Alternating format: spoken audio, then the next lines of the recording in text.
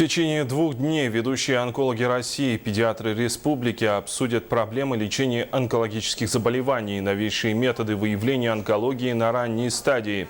Семинар собрал врачей и педиатров со всей республики. Сегодня Якутия направлена на раннее диагностирование и начало лечение онкологии и гематологии на ранней стадии.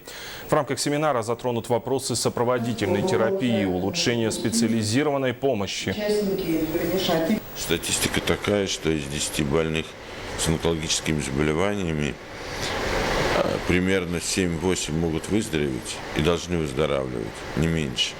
Но из этих 7-8 у 3-4 могут быть очень серьезные поздние побочные эффекты.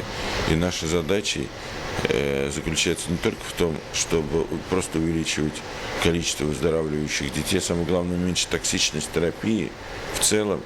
И одна из главных сейчас проблем – это уменьшение поздней токсичности, поздних эффектов.